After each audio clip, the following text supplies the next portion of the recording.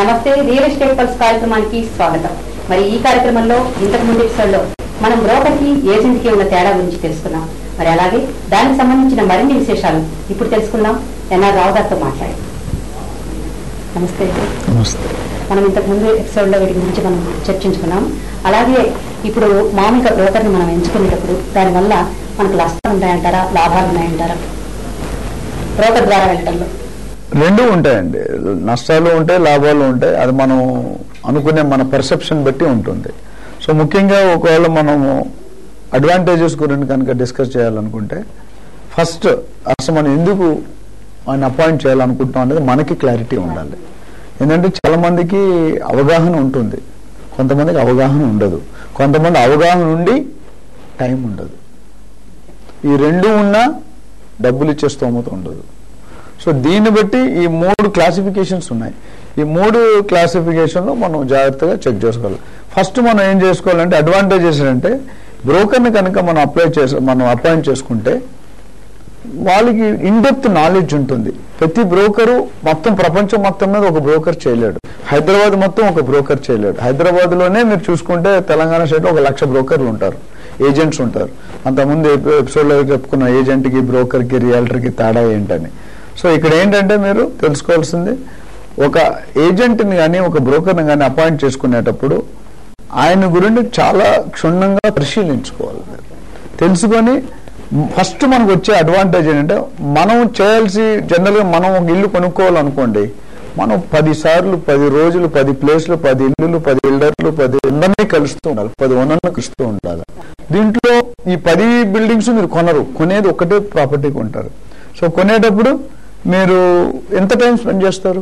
అవన్నీ అయిన తర్వాత ఆయన ఇస్తాడో ఇవ్వడో తెలియదు. ఇప్పుడు సడన్ గా మీరు ఒక ప్రాపర్టీ నచ్చుతుంది, ఆ నచ్చిన తర్వాత ఆ సెల్లర్కి ఇంకొక ల్యాండ్ వచ్చి ఇంకో రేట్ ఎక్కువ ఇచ్చాను అనుకోండి, మారిపోతాడు.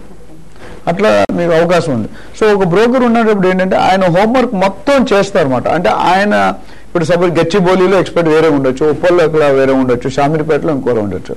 సో ఇప్పుడు మీరు గచ్చిబౌలిలో కనుక ఒకళ్ళు చూసుకునేటట్టయితే ఆ ఏరియాలో ఎక్కువగా ఎంతమంది చేస్తారు? ఉన్నవాళ్ళు కొంతమంది అందరూ చేస్తారు జనరల్గా. ఇప్పుడు ఒకప్పుడు చూసుకుంటే ఎంబీబీఎస్ జనరల్గా చేసేవాళ్ళు మనం చిన్నప్పుడు. ఇప్పుడు ఎంబీబీఎస్ ఎవరు పట్టించుకోవట్లేదు. తర్వాత ఎండి అనేది వచ్చింది, అది కొన్ని రోజులు నడిచింది. ఎండి కూడా ఇప్పుడు ఎవరు పట్టించుకోవట్లేదు. ఎండీలో స్పెషలైజేషన్, న్యూరాలజిస్టు, ఆన్కాలజిస్టు, పెడియాట్రిస్టు అన్నీ ఉన్నాయి. సో అంటే ఎంత టెక్నాలజీ పెరుగుతుందో అంత మీకు ఇదవుతుంది. సో దాంట్లో మీరు ఏం చేయాలంటే ఈ పర్టికులర్ ఏరియాలో ఈ ఏజెంట్కి ఎంత అనుభవం ఉంది. సో ఆ అనుభవం మీద ఆయన ఏం చేస్తారంటే, మీరు గచ్చిబౌలిలో నేను ఒక ఫ్లాట్ ₹1,00,000 బడ్జెట్లో కొనుక్కున్నానంటే తక్కువ ఒక 20 ప్రాపర్టీలు చూపించే కెపాసిటీ ఉంటుంది. సో అదే 20 ప్రాపర్టీలు మీరు సొంతంగా చూడాలనుకుంటే మీరు 20 రోజులు స్పెండ్ చేయాలి. ఆ టైం ఉంటుంది, వర్షం వస్తుంది, ఓనర్ ఉంటాడు, ఉండడు, ప్రాపర్టీ కీస్ ఉంటాయి, లేవు, ఇవన్నీ ఉంటాయి. సో ఇవన్నీ కాకుండా అప్పుడు ఏం చేస్తారంటే ఈ ఏజెంట్ మన కోసం ఇవన్నీ గ్రౌండ్ ఆల్రెడీ మీలాగా 100 మంది బయర్స్ ఉన్నారు అనుకోండి, ఆయన ఇదే పని ఎవరు అడిగినా ఈ బంచి అలా పంపిస్తాడు. ఇప్పుడు మీరు వస్తారు, ఆయన వస్తారు, నేను వస్తాను, ఇంకెవరు వస్తారు. వచ్చినప్పుడు సేమ్ ఏరియాలో ఉంటే రిక్వైర్మెంట్ అదే రిపీట్ అవుతుంది. రైట్? రిపీట్ అయినప్పుడు ఏమవుతుందంటే మనకి టైం తగ్గుతుంది, ఆయనకి ఇట్స్ రిపీటెడ్ జాబ్. బట్ మనకి అడ్వాంటేజ్ అంటే ఒకేసారి మనం అనుకోగానే 20 ప్రాపర్టీలు గురించి డీటెయిల్స్ ఇస్తాడు. సార్ గచ్చిబౌలిలో ఈ ప్రాపర్టీ 3వ ఫ్లోర్ ఉంది, ఈ ప్రాపర్టీ 5వ ఫ్లోర్లో ఉంది, ఈ 10th ఫ్లోర్లో ఉంది, దీని రేట్ ఇంత, ఇది ఇన్ని సంవత్సరాలు కొత్తది, ఇన్ని సంవత్సరాలు పాతది, ఇన్ని డీటెయిల్స్ మనకి ప్రాపర్టీ స్పెసిఫికేషన్. సో అది ఫస్ట్ అడ్వాంటేజ్. మీరు అడ్వాంటేజెస్ అడిగారు కాబట్టి ఇంకా అడ్వాంటేజ్లో ఇంకా 3-4 ఉన్నాయి. దాని తర్వాత నేను డిసడ్వాంటేజెస్కి వస్తాను. తర్వాత పేపర్ వర్క్. పేపర్ వర్క్ అంటే ఇది చాలా ఇంపార్టెంట్ అండి. ఎందుకంటే రియల్ ఎస్టేట్లో ఏది కూడా ఓవరాల్గా జరగదు. పేపర్ వర్క్ అంటే basically you're talking about the legal documentation. Legal documents గత ఎపిసోడ్లో మనం చూసుకున్నాము. ఈసీ ఉందా లేదా, లింక్ డాక్యుమెంట్ ఉందా లేదా, సేల్ డీడ్ ఉందా లేదా, సరిగ్గా జిహెచ్ఎంసీ ప్లాన్ ఉందా లేదా, దాని తర్వాత రిజిస్ట్రేషన్ ఎప్పుడైంది, దీని ఓనర్ ఎవరు, వాళ్ళు మ్యూటేషన్ సర్టిఫికెట్స్ ఏమైనా ఉన్నాయా లేవా, లేటెస్ట్ ట్యాక్స్ బిల్ ఉందా లేదా, లేటెస్ట్ ఎలక్ట్రిసిటీ బిల్ ఉందా లేదా, లేటెస్ట్ వాటర్ బిల్ ఉందా లేదా, ఇవన్నీ కూడా లీగల్ డాక్యుమెంట్. ఇవన్నీ మీరు చెక్ చేయాలంటే మీకు చెప్పరు. ఓనర్ ఏమంటాడు, ఫస్ట్ నువ్వు కొను బాబు, తర్వాత చూద్దాం అని అంటాడు.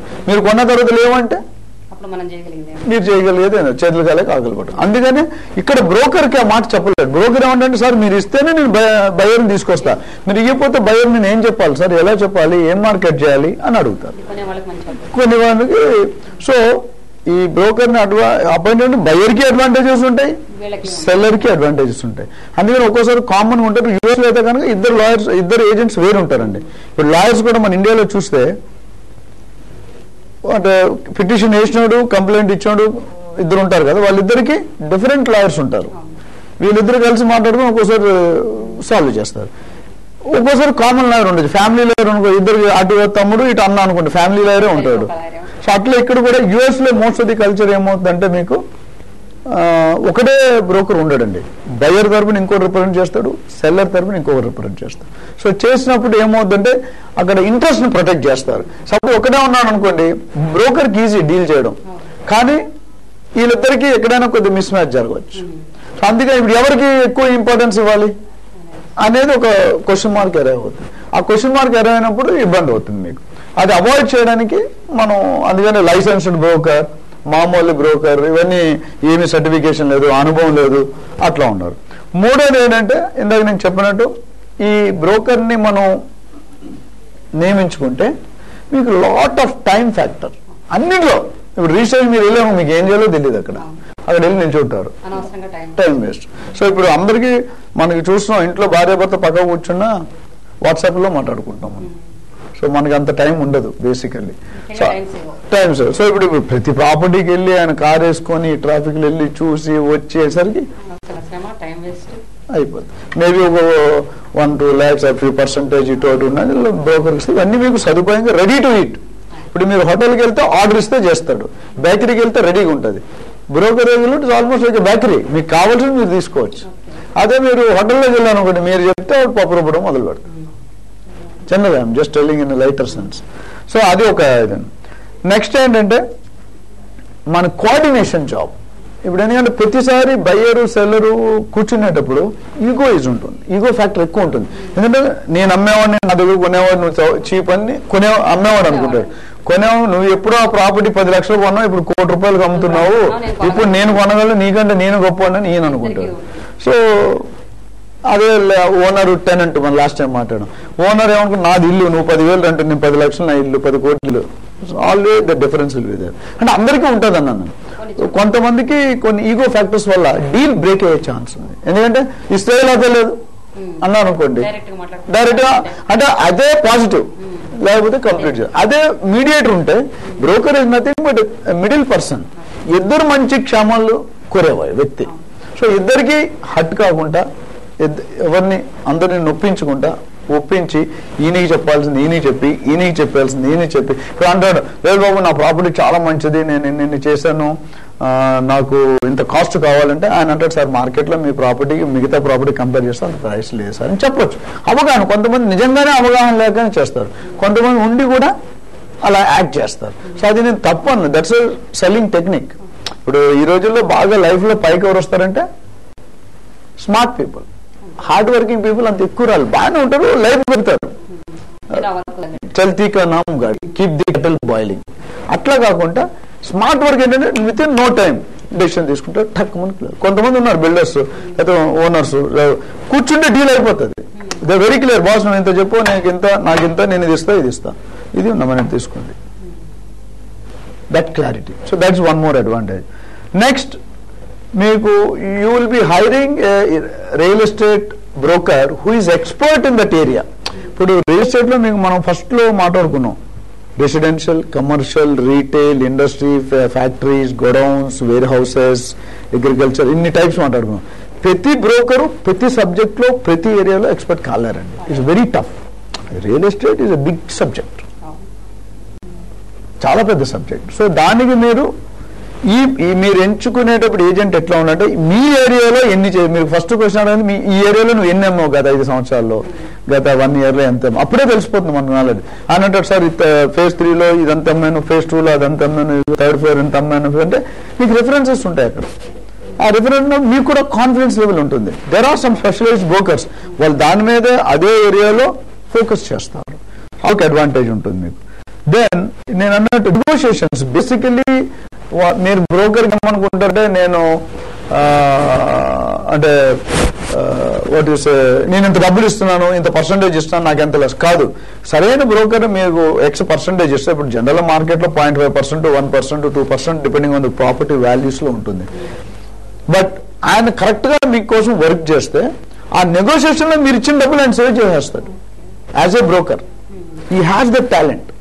మీరేమనుకుంటే నేను ₹1,00,000 ఇస్తున్నాను, 50 లక్షల ప్రాపర్టీ 2% ఇచ్చాను, ₹1,00,000 మీరు కరెక్ట్ బ్రోకర్ ఉండి క్లారిటీగా మీరు సపోర్ట్ ఇస్తే ఆయన 3 లక్షలు నెగోషియేట్ చేస్తాడు. అదేవిధంగా happens with the buyer and seller. So it all depends how you are conducting the negotiations. So ఆ నెగోషియేషన్లో మన కస్టమర్ ఎంత సాటిస్ఫై అయితే అంత హ్యాపీగా మీకు ఇస్తారు. So these are some of the advantage. మీకు లాభ నష్టాలు అంటే లాభాలు ఇంకా చాలా ఉన్నాయి, నేను కొన్ని చెప్పాను. ఇప్పుడు డాక్యుమెంటేషన్ అట్లనే రిజిస్ట్రేషన్ ప్రాసెస్ లో మీకు హెల్ప్ చేస్తారు. మొత్తం ప్లానింగ్ ఎట్లా చేయాలి, చలాన్ ఎంత కట్టాలి, ఇవన్నీ కూడా ఉంటాయి. దానికి మీరు ఆలోచించుకుంటే ఇవన్నీ కూడా మీకు అన్ని ready to eat. Cake walk అంటారు దాన్ని. మనం ఎక్కువ కష్టపడకుండా మీరు ఓన్లీ డబ్బులు ఖర్చు పెడుతూ పోతూ ఉండాలి అంతే. మీరు చేయాల్సిన వల్ల ఇక్కడ ఎంత అవుతుందంటే ఎంత కట్టాలి, ఇక్కడ ఎంత అవుతుందంటే ఎంత కట్టాలి. ఎందుకంటే బ్రోకర్కి ఆ ఎక్స్పెక్టేషన్ ఉంటుంది. ఆయన ఎన్నో డీల్స్ చేస్తుంటారు. చేస్తున్నప్పుడు ఆ ఎక్స్పెక్టేషన్ మీతో కూడా ఆయనకి జస్ట్ వెన్నతో పెట్టిన విద్యలో ఉంటుంది. ఫస్ట్ టైం డీల్ చేస్తే మనం ఫస్ట్ టైం డీల్ చేస్తాం. ఇది ఎస్పెషల్లీ ఫస్ట్ టైం ఏమైనా రియల్ ఎస్టేట్ లో ప్రాపర్టీ కొనుక్కోవాలనుకుంటే it's 100% advisable that you have to take him. Real estate pulse కార్యక్రమంలో చిన్న బ్రేక్ తీసుకుందాం.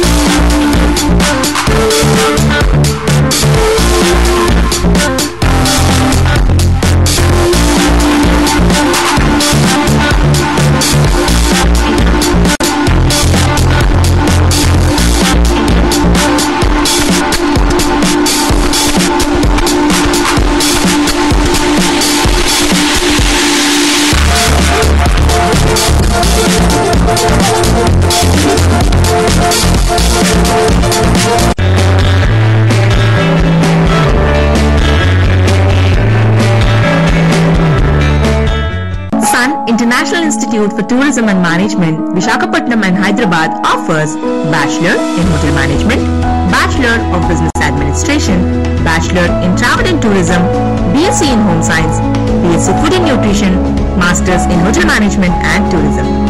For admissions, please contact 8886314747. Andhra Pradesh.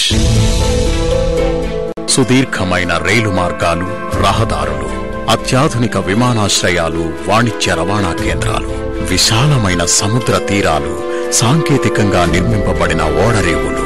Andhra Pradesh పెట్టుబడులకి భారతదేశంలోనే అత్యంత ఆకర్షణీయమైన రాష్ట్రం. Andhra Pradesh, a daylight opportunity in the sunrise state.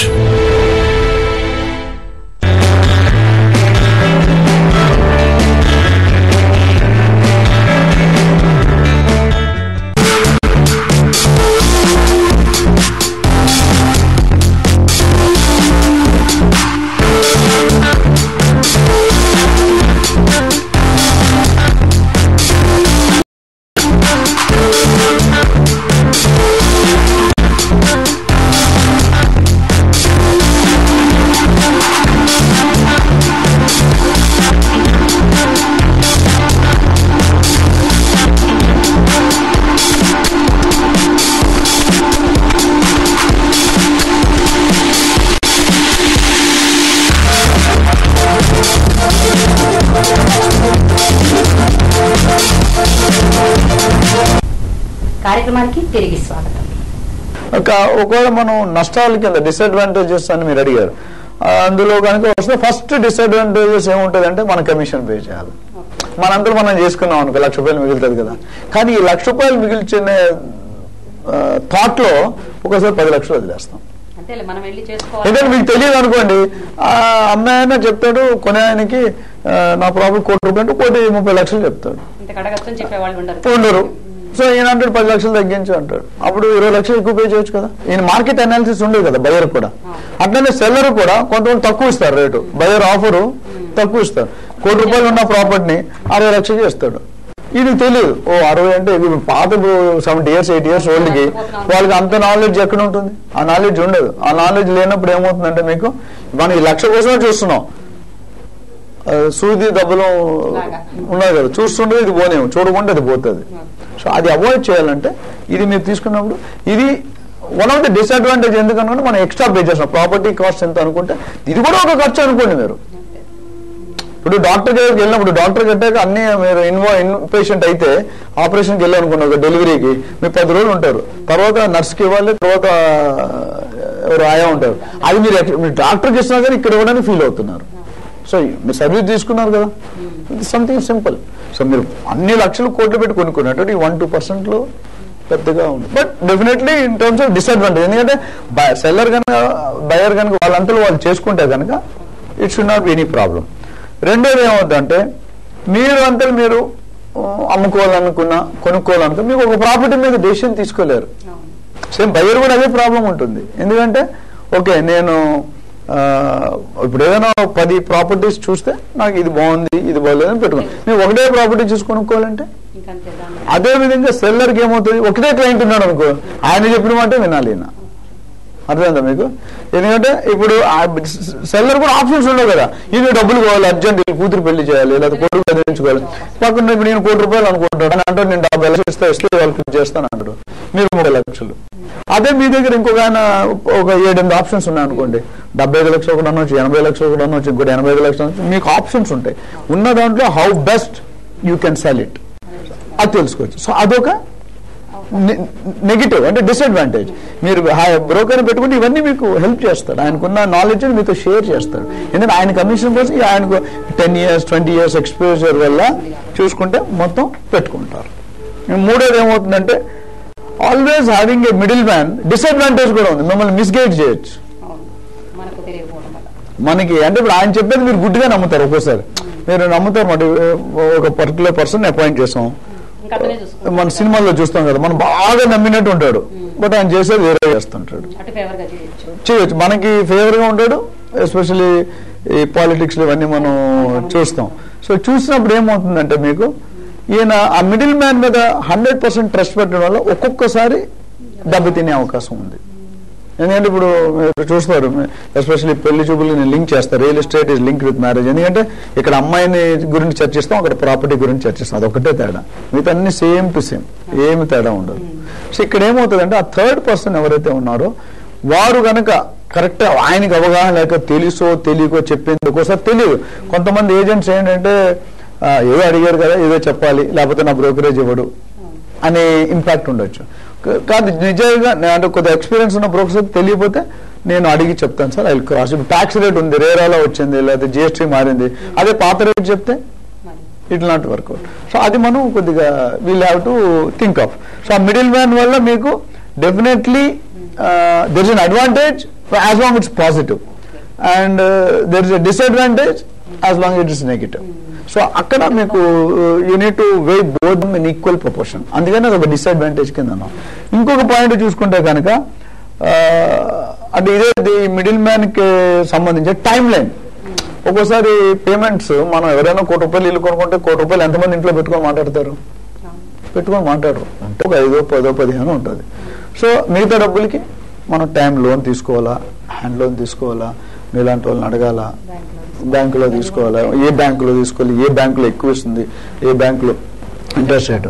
So ఇక్కడ టైం లైన్ అనేది వెరీ, ఎందుకంటే మీరేమనుకుంటారు ఒక ప్రాపర్టీ నేను ఈ 2 నెలలు అమ్మేసి మొత్తం క్లోజ్ చేయాలని, ఇప్పుడు ఏజెంట్ మీద పెడతారు, అది ఏజెంట్ 3 నెలలైనా కస్టమర్ తీసుకురావట్లేదు. సేమ్ థింగ్ బయ్యర్, నాకు ఫైనాన్షియల్ ఇయర్ ఆఫీస్లో ట్రాన్స్ఫర్ అయింది, ఫిబ్రవరిలో ట్రాన్స్ఫర్ వచ్చింది, మేలో నాకు స్కూల్ స్టార్ట్ అవుతున్నాయి, లేదా జూన్లో స్టార్ట్ అవుతున్నాయి. ఈ 2 నెలల్లో ఆయన ఇల్లు కొనుక్కోవాలా, ఇంటీరియర్ చేసుకోవాలా, గృహప్రవేశం చేసుకోవాలా, మొత్తం అందరిని పిలవాలి, ఇవన్నీ ఉన్నాయి, స్కూల్ బస్సు ఎదుక్కోవాలా. సో ఇప్పుడు ఈ టైం లైన్ అనేది ఇంపార్టెంట్. అదే మనందరూ మనం చేసుకుంటే టైం లైన్ మన కంట్రోల్లో ఉంటుంది. ఇప్పుడు మనం ఫాస్ట్ గా చేయాలనుకుంటే ఓవర్ నైట్ చేస్తాం మనం. అది నా ఓన్ కేసు కూడా ఎక్స్పీరియన్స్. ఎవ్రీడే మేము ఇల్లు కొనేటప్పుడు రాత్రి రోజు 1 గంట పడుకునేవాళ్ళం. పొద్దున ఆఫీస్ పని, సాయంత్రం సామాను ఒక్కొక్క ఐటమ్ ఒక్కొక్క రోజు. మన ఇంట్రెస్ట్. ఎందుకంటే నాకు ఈ టైంలో నాకు అదే స్కూల్ ప్రాబ్లం, ఈ అకాడమిక్ స్టార్ట్ అయిపోతుంది, షిఫ్ట్ అవ్వాలి, ఏం చేస్తాం మనం? వేరే వ్యక్తి మీద డిపెండ్ అవ్వలేం. ఇక్కడ ఏమవుతుందంటే మనం వేరే వ్యక్తి మీద ఆయన చెప్తేనే మీరు వింటారు. ఆయన అపాయింట్ చేశారు కదా ఒక పెద్ద మనిషిగా, ఆయన చెప్పేది కదా. లేదు నేను విన్నంటే ఇందాక ఒక క్వశ్చన్ అడిగారు మీ ముందు యాంకర్ గా, సార్ ఏమైనా అపోహలు ఉంటాయా బయ్యర్కి బ్రోకర్కి లేదా సెల్లర్కి బ్రోకర్కి తగాదా వచ్చే విషయం ఉందంటే, తగాదా అన్న డిఫరెన్స్ ఆఫ్ ఒపీనియన్. నేను ఒకటి అనుకుంటా, నేను అందుకనే మనం యుఎస్ లో కనుక చూస్తే కనుక లైసెన్స్డ్ బ్రోకర్ అని ఉంటాడు, దానికి ఒక కోడ్ ఉంటుంది. అంటే ఒక డాక్టర్కి ఇక్కడ కోడ్ ఇస్తారు, ఒక లాయర్కి ఒక కోడ్, ఆ కోడ్ ఉంటేనే వ్యాలిడ్. బార్ అసోసియేషన్ ఉంది, అంటే డాక్టర్స్ అసోసియేషన్ ఉంది. సో వాళ్ళకి ఏంటంటే ప్రతి వాళ్ళకి రికగ్నైజ్ లేదు, ప్రతి ఒక్కరు మీరు కూడా బోర్డు పెట్టేస్తారు సెటస్కోప్ పెట్టి నేను డాక్టర్ అని చెప్పి. ఆ పేషెంట్ ఉంటాడో పోతాడో మీకు తెలియదు, చూస్తాం మనం. సో ఇక్కడ ఏమవుతుందంటే ఈ లైసెన్స్డ్ బ్రోకర్ ఉన్నప్పుడు ఇట్లా రాంగ్ కమిట్మెంట్స్ వెళ్ళాలి. వాళ్ళకి టైం బౌండ్ ప్రోగ్రామ్ ఉంటుంది. నాకు ఈ ప్రాపర్టీలో ఇన్ని రోజులు అమ్మాలి, ఇంత ఉండాలి, ఇంత ఈ ప్రైస్ కావాలి, ఇవన్నీ కండిషన్స్ ఉంటాయి. ఆ కండిషన్స్ ని మనకి అప్లై చేసి చేస్తారు అన్నమాట. సో దీస్ ఆర్ ఇంకా చాలా మనం అంటే ఇప్పుడు ప్రొఫెషనల్ అడ్వైజ్ ఇస్తారు. ఇప్పుడు మీరు అడ్వాంటేజ్ లో మళ్ళీ వస్తే కనుక ప్రొఫెషనల్ అడ్వైజ్ అంటే ఇప్పుడు లేటెస్ట్ ఎవ్రీథింగ్ రియల్ ఎస్టేట్ లో ఆర్గనైజ్డ్ సెక్టర్ తక్కువ ఉందండి, అన్ఆర్గనైజ్డ్ సెక్టర్ ఎక్కువ ఉంది. ఈ ఆర్గనైజ్డ్ సెక్టర్ లో ఏంటంటే రిపోర్టింగ్ ఉండదు. మార్కెట్ లో ఎన్నో రియల్ ఎస్టేట్ డీల్ అవుతాయి, బట్ ట్యాక్సెస్ అంత రిపోర్ట్ అయితే జనరల్ ఎక్కడా కాదు మొత్తం నడుస్తుంది ఎక్సెప్ట్ అదర్ కంట్రీస్ తప్ప. సో ఈ ప్రొఫెషనల్ అడ్వైజ్ అనేది నిజంగా ఆ బ్రోకర్ కి అనుభవం కనుక మంచిగా ఉంటే చెప్తాడు, సార్ ఈ ప్రాపర్టీ కొంటే ఇది తక్కువ. ఇప్పుడు కొంతమంది ఉన్నారు ఓన్లీ రోడ్ హీట్ ప్రాపర్టీస్ అడుగుతారు, లేకపోతే కొంతమంది ఓన్లీ గ్రేవ్యార్డ్ పక్కన ప్రాపర్టీస్ అడుగుతారు, లేకపోతే కొంతమంది ఓన్లీ టెంపుల్ పక్క ప్రాపర్టీస్ అడుగుతారు, కొంతమంది ఓన్లీ చర్చి పక్క ప్రాపర్టీస్ అడుగుతారు, కొంతమంది నాలా దగ్గర అడుగుతారు. ఎందుకు అడుగుతారు తెలుసా మీకు? రేటు తక్కువకి వస్తుంది. ఎందుకంటే మీరు ఎదురుగా నాలా పెట్టుకొని ₹1,00,000 ఏం చేస్తారు, 50 లక్షలు అడుగుతారు. 50 లక్షలు అడిగినప్పుడు మీరు 60-10 లక్షలు చేస్తారు, అంటే నాకు 30% సబ్సిడీ వస్తుంది, పోతే దానికి ఏదో కవర్ చేసుకుంటాం. అట్లా కొన్ని ఉంటాయి. సో ప్రొఫెషనల్ అడ్వైజ్ అనేది యాజ్ ఏ బ్రోకర్ గా ఏం చెప్తా అంటే, సార్ దీని లైఫ్ హిస్టరీ కార్డ్ ఇది, ఈ ప్రాపర్టీ ఇప్పుడు ఇది, దీనికి ఉన్నాయి అడ్వాంటేజ్, దీనికి ఉన్నాయి డిసడ్వాంటేజెస్.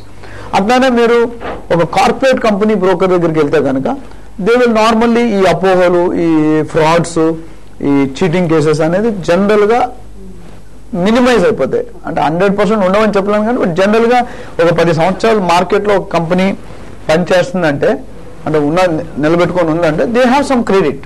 సో చాలా మంది ఏంటంటే బ్రోకర్ అంటే బ్యాడ్ అనే ఒక నోషన్ ఉంది, అది 100% కరెక్ట్ కాదండి. Brokers are also qualified, there are some professional highly qualified people, వాళ్ళు ఇంజనీరింగ్, MBA, IIT చేసిన కూడా రియల్ ఎస్టేట్ బ్రోకరేజ్ చేస్తున్నారు. అంత మాత్రం వాడు మంచివాడు కాదనుకోవడం మన అపోహ.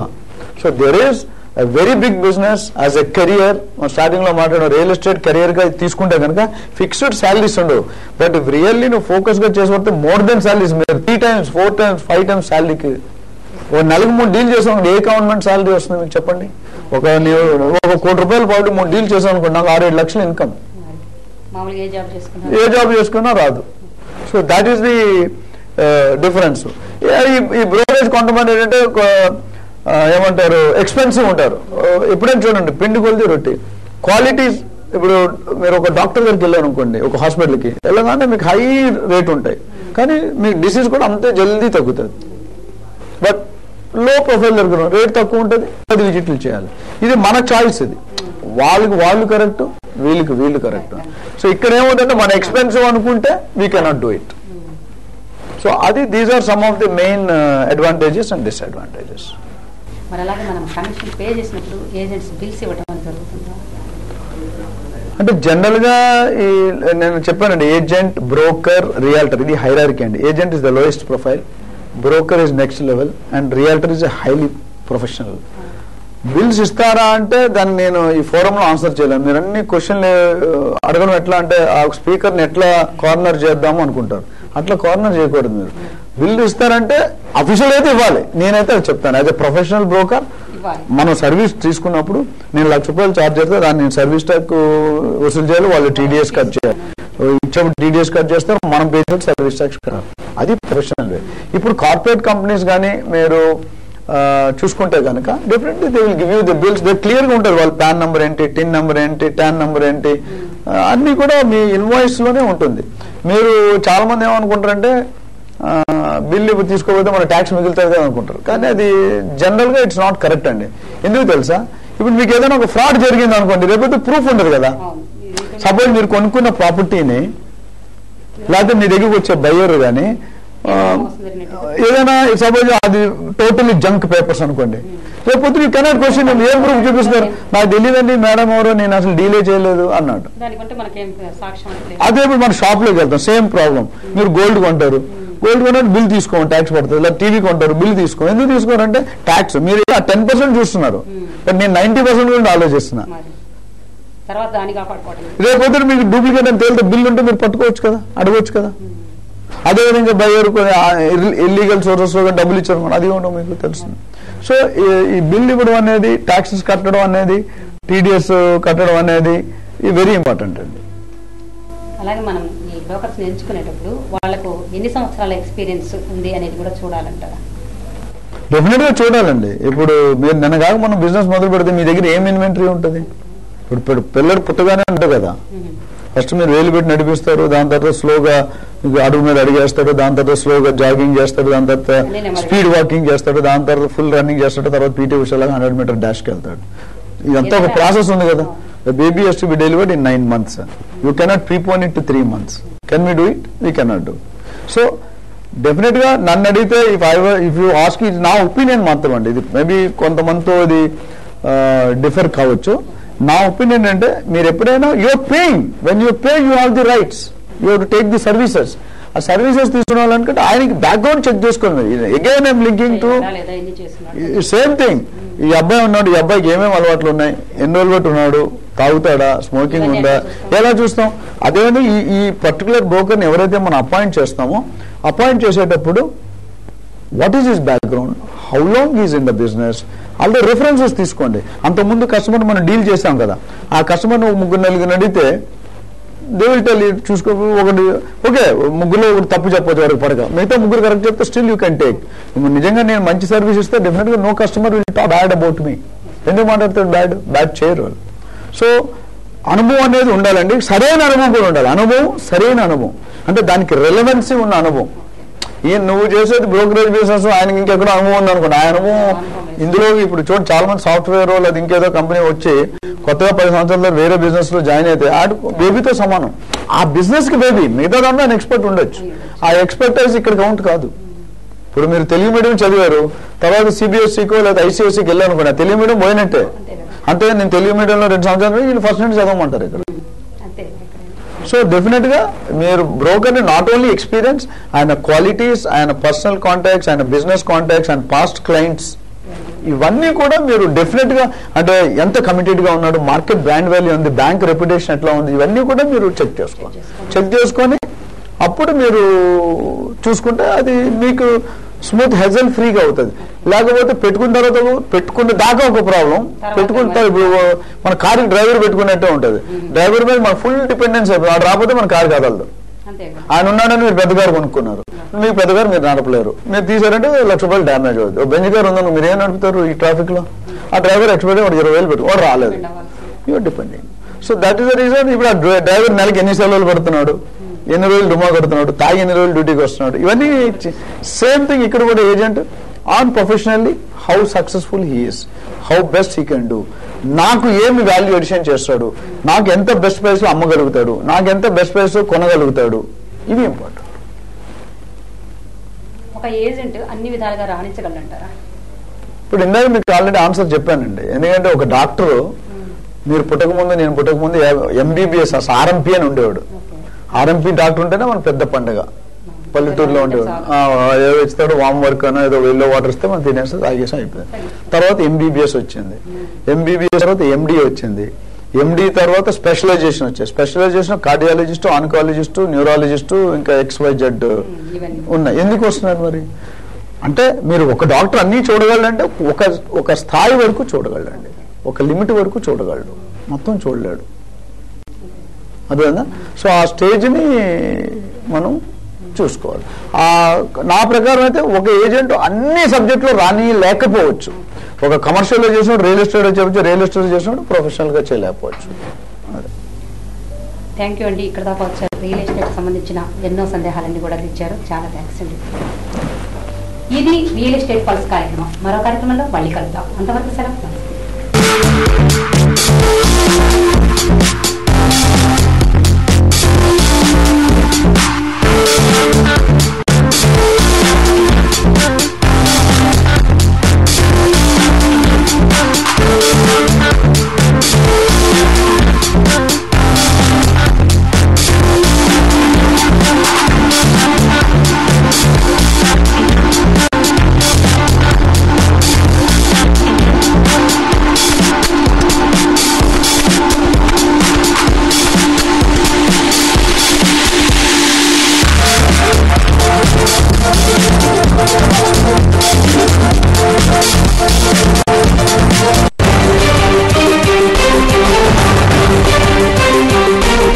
ఆంధ్రప్రదేశ్ 24 గంటలు నాణ్యమైన విద్యుత్తు, సమృద్ధిగా నీరు, పుష్కలంగా భూమి, సమర్థవంతమైన నాయకత్వం.